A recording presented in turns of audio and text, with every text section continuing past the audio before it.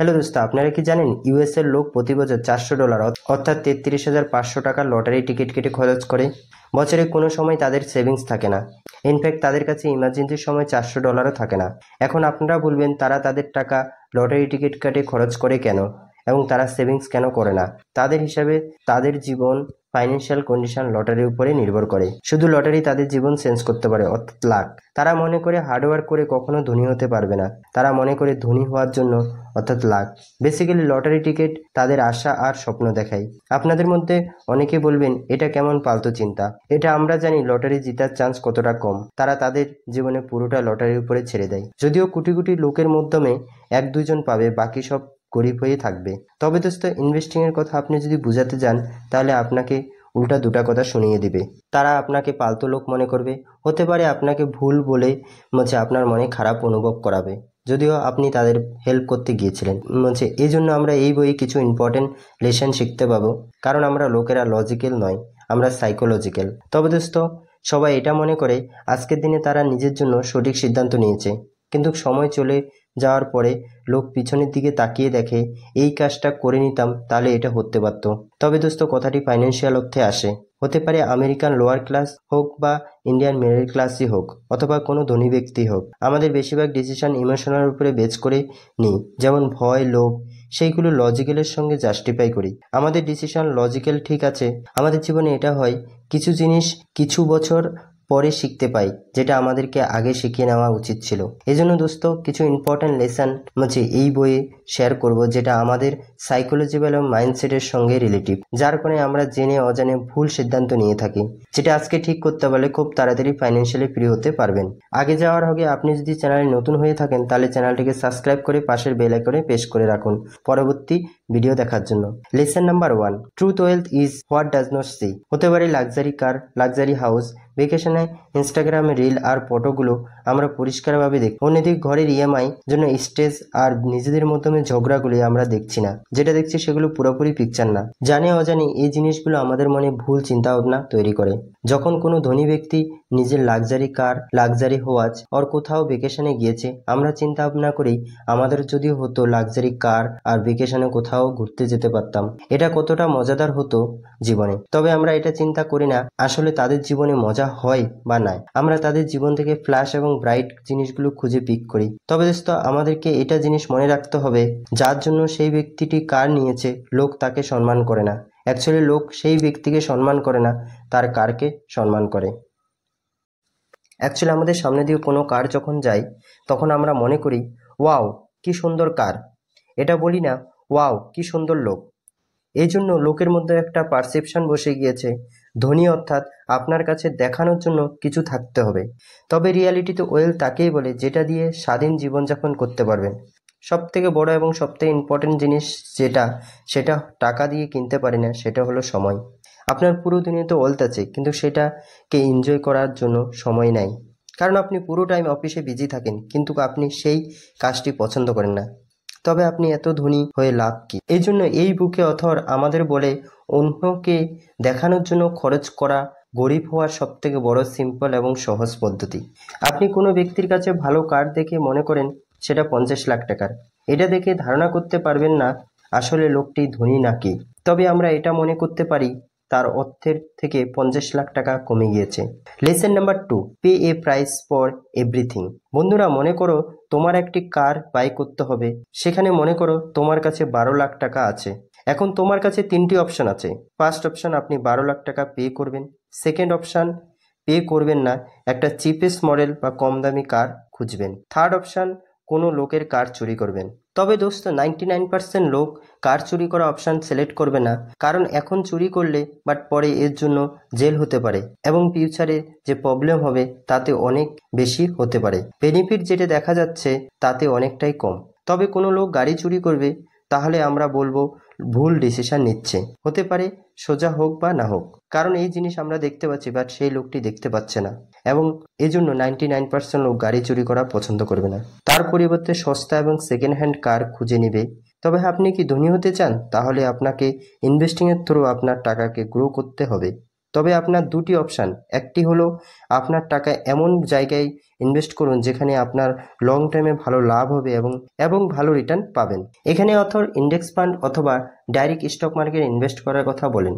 এজন্য আপনাকে stock market সম্পর্কে শিখতে হবে। শেখার জন্য ডলার বা রুপি পে করতে হবে না, আনসার্টেনলি শেখার জন্য একটু সময় পে করবেন। এর ভবিষ্যতে আপনার ফিউচারে ব্রাইট হবে। সেকেন্ড অপশন, আপনি আপনার টাকা কোনো সেফ জায়গায় রাখুন, যেখানে আপনি বেশি রিটার্ন পাবেন না, বাট আপনার টাকা সেফ থাকবে। যেমন ব্যাংক এফডি, গোল্ড, পিপিও, এনপিএস ইত্যাদি ইনভেস্ট করতে পারেন, যাতে আপনার টাকা সেফ থাকবে বাট রিটার্ন একটু কম আসবে। এই জন্য লোক এখানে ইনভেস্ট করে। বেশিরভাগ লোক সেকেন্ড অপশন সিলেক্ট করে। এজন্য মর্গ্যান হাউসেল একে কার চুরির অপশন বলে। এটাকে অনেক লোক নিজের ঘরে ডেকোরেশন অ্যান্ড ভেকেশনে যাওয়ার জন্য খরচ করে, খাওয়া দাওয়া অনেক টাকা খরচ করে, কিন্তু নিজের উপর ইনভেস্ট করার জন্য টাকা খরচ করে না, কারণ নিজের উপর ইনভেস্ট করা প্রাইস তারা দেখতে পায় না।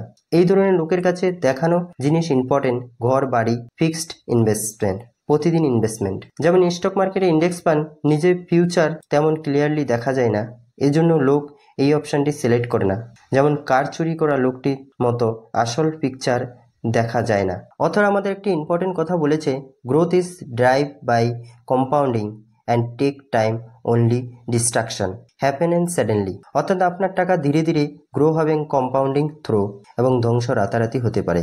লেসন নাম্বার 3, গেটিং ওয়েলদি বাস স্টে ওয়েলদি। ধনী হওয়ার অনেক পথ আছে, কিন্তু গরিব হওয়ার একটি পথ, টাকাকে বরাবর হ্যান্ডেল না করা আর ওটাকে বেশি বেশি করে খরচ করা।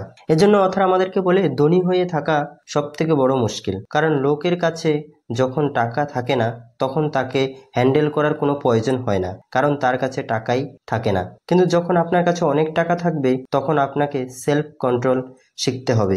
এজন্য ধনী হওয়া আর ধনী হয়ে থাকার জন্য আলাদা আলাদা মাইন্ডসেটের প্রয়োজন হয়। কিন্তু যদি আপনি শুরু থেকে অল্প অল্প করে ইনভেস্ট করেন, এর থ্রুতে ধনী হয়ে যাবেন, তাহলে এই মাইন্ডসেট আপনাকে ধনী হয়ে থাকতে সাহায্য করবে। এই দুনিয়ায় 90% ধনী লোক সেলফ মেড হয়, 70% লোক লটারি উইনার 10 বছরের মাধ্যমে গরিব হয়ে যায়। এজন্য সবসময় সার্ভাইভাল মাইন্ড থাকতে হবে, যার জন্য আপনার 3টি জিনিসের প্রয়োজন হবে।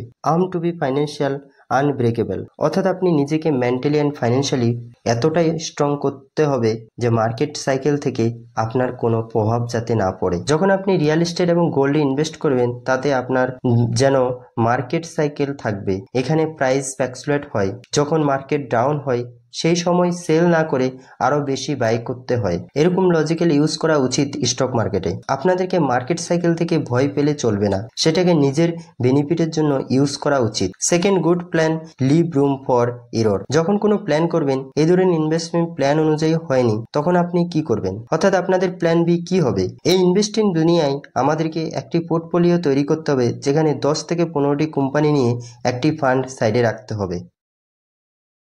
Be optimistic about the future but paranoid about obstacle to success। অর্থাৎ আপনার ফিউচারকে নিয়ে সবসময় অপটিমিস্টিক বা পজিটিভ থাকা উচিত, ভালো চিন্তা রাখা উচিত। সবসময় আপনার কারেন্ট সাকসেস নিয়ে অ্যালাউড আর সাবধান থাকা ভালো, সেটাতে কোনো ক্ষতির প্রভাব তো নেই। এখানে অথর 2টি ইন্টারেস্টিং এক্সাম্পল দিয়েছে। এখানে রোনাল্ড রিড নামটি আপনি গুগলে সার্চ করলে পাবেন। এই লোকটি সারা জীবন চৌকিদারি কাজ করেছে, তবে উনি মারা যাওয়ার আগে $8 বিলিয়ন জমা করেছে। ইন্ডিয়ান কারেন্সি হিসাবে মোটামুটি 55 করোড় টাকা হতে পারে। ছোটো মোটো কাজ করে এত টাকা কিভাবে জমা করতে পারে? এর অ্যান্সারে সেভিংস আর ইনভেস্টিং এর অভ্যাস বলা যেতে পারে। সেকেন্ড এক্সাম্পল হলো রিচার্ড পাসকাম। পৃথিবীর সবথেকে বড় কলেজ হার্ভার্ড ইউনিভার্সিটিতে পড়াশোনা করেছে। পৃথিবীর সবথেকে টপ কোম্পানি মেরিল ল্যাবসে কাজ করেন আর একটি ভালো পোস্টে এক্সিকিউট হয়ে থাকেন। খরচ এতটা করেছে যে ধীরে ধীরে ঋণের বোঝা বাড়তে থাকে। পরে 2008-এ নিজেকে ব্যাংকারপ্সি ঘোষণা করে। দোস্ত, এর থেকে খারাপ জিনিস কি হতে পারে? ধনী হলে পরে রিটার্ন গরিব হয়ে গেল। এজন্য আপনি 10 লাখ টাকা ইনভেস্ট করে তাকে ম্যানেজ করতে না পারলে 10 করোড় টাকাও ম্যানেজ করতে পারবেন না। এর থেকে আমরা এটা জানতে পারি, আপনার সব থেকে বড় প্রবলেম কম টাকা নয়, বড় প্রবলেম এটা আপনার টাকা ম্যানেজ করা আসে না। কিন্তু গরিব লোকের চিন্তা ভাবনা এটা হয়, যখন টাকা আসবে তখন ম্যানেজ করা শিখিয়ে নিব। ধনী লোকের চিন্তা ভাবনা এটা হয়, অল্প ম্যানেজ করা শিখে গেলে তাতে টাকা অটোমেটিক বাড়তে থাকবে। Lesson number 4, savings and financial freedom. দোস্ত, দুনিয়াতে 3 টাইপের লোক হয়। একজন সেভিংস করে, সেকেন্ডজন মনে করে সেভিংস করতে পারবো না, থার্ডজন মনে করে সেভিংস করার প্রয়োজন নেই। আমি আশা করি আপনি থার্ড ক্যাটাগরিতে আসবেন না, কারণ আপনি ভিডিওটি দেখছেন। দোস্ত, আমরা সেভিংস বিষয়ে অনেকে শুনেছি, ছোটবেলা থেকে আপনাদের প্যারেন্ট আপনাদেরকে বলতে শুনেছেন সেভিংস করা উচিত। কিন্তু সেভিংস এতটা ইম্পর্টেন্ট কেন? কারণ প্রত্যেক 1 টাকা সেভিংস করে ইনভেস্ট করলে ওটা আপনাকে ফিউচার বাই করতে সাহায্য করবে। হতে পারে অন্য কেউ কিনে রেখেছে, এজন্য অথর হিসাবে আপনি স্যালারিতে কাজ করলেও ধনী হতে পারবেন। যদি আপনি সেভিংস ঠিকঠাক মতো করেন, ভালো ইনভেস্টিং করেন, তাহলে আপনি ধনী হতে পারবেন। যদি আপনি সেভিংস আর ইনভেস্টিং না করেন, তাহলেও আপনি ধনী হতে পারবেন না। লেসন নাম্বার 5 সবথেকে important, timeless advice, no money. সবথেকে প্রথম, আপনার সমস্ত financial decision. Advice number 1, independence decision নিন। এটা চিন্তা ভাবনা করে নিন, অন্যকে দেখানোর জন্য নয়। কেউ করেছে, আপনাকেও করতে হবে। Advice number 2, life belong your means. সবথেকে খারাপ যেটা হতে পারে সেটা হলো আপনার ফিউচার ইনকাম আজকে খরচ করে দেওয়া। Advice number 3, shake pleasure from low cost activity, যেমন এক্সারসাইজ, রিডিং, পডকাস্ট, লার্নিং। কারণ জীবনে আসা মজা আর ছোট ছোট অ্যাক্টিভিটি যেটা প্রত্যেক দিনই হয়, এতে আপনি হেলদি ও থাকবেন এবং ধনী হবেন। Advice number 4, minimum 20% of wealth in liquid fund. 20% cash রাখতে হবে অ্যাজ এ ইমার্জেন্সি ফান্ড। কারণ স্টক মার্কেট ক্র্যাশ যে কোনো সময় আসে, তাতে আপনাকে কম দামে শেয়ার বিক্রি করতে হবে না, সেটা আপনার ইমার্জেন্সিতে ইউজ করতে পারবেন। Advice number 5, first rule of compounding is to be not a interrupted unnecessary. আপনার মিনিমাম গ্রোথ কম্পাউন্ডিং হবে, এর মাধ্যমে কন্ডিশন এটা যে কোনো বাধা দেওয়া যাবে না, কম্পাউন্ডিং হতে দিন। Advice number 6, every investor should pick a strategy that has the highest odd of successfully meeting their goals. Authority হিসাবে ইন্ডেক্স ফান্ড বেস্ট লোকের জন্য। Advice number 7, 3 key element to financial success, highest savings rate, patient and long term optimism. কারণ দোস্ত, অনেক লোক স্বপ্ন দেখে কোটিপতি লোকের মতো লাইফ, পৃথিবীর বেস্ট জায়গায় ঘুরতে যাওয়া, অর্থাৎ কোনো খরচ করা, যেটা বলে তারা তাদের অপোজিট। কারণ আপনি আপনার 20 টাকা খরচ করে দিলেন, সেটা নিজের কি করে বলবেন। আজকের ভিডিও এই পর্যন্ত। যদি ভিডিওটি ভালো লাগে, কিছু শিখতে পারেন ভিডিওটি থেকে, তাহলে লাইক কমেন্ট করুন এবং চ্যানেলটিকে সাবস্ক্রাইব করুন পরবর্তী ভিডিও দেখার জন্য। Thank you.